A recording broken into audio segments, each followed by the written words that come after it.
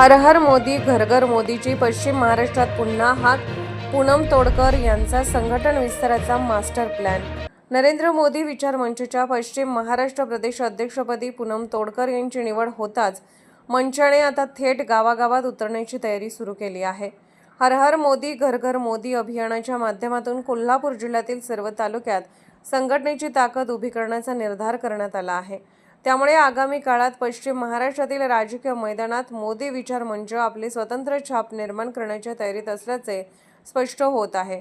जिल्हा, तालुका आणि गाव पातळीवर कार्यकर्त्यांची फळी उभी करून संघटना विस्तारण्यावर भर दिला जाणार आहे.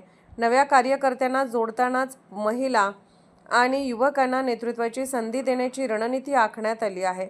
त्यामुळे केवळ घोषणांपुरताच मर्यादित न राहता प्रत्यक्ष जनसंपर्कातून संघटनेची ताकद वाढवण्याचा प्रयत्न राहणार आहे.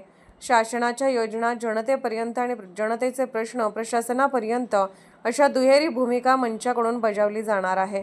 स्थानिक प्रश्न सोडवण्यासाठी प्रशासनाकडे पाठपुरावा करण्याबरोबरच रक्तदान, आरोग्य तपासणी, शैक्षणिक आणि सामाजिक उपक्रमाच्या माध्यमातून जनतेशी थेट संपर्क वाढवण्याचे नियोजन आहे.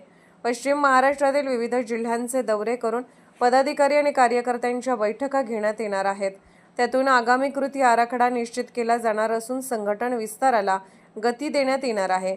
महिला, युवक आणि सर्वसामान्य नागरिकांच्या प्रश्नांना केंद्रस्थानी ठेवून जनसेवेतून संघटनेची ताकद वाढवण्याचा निर्धार पूनम तोडकर यांनी व्यक्त केला.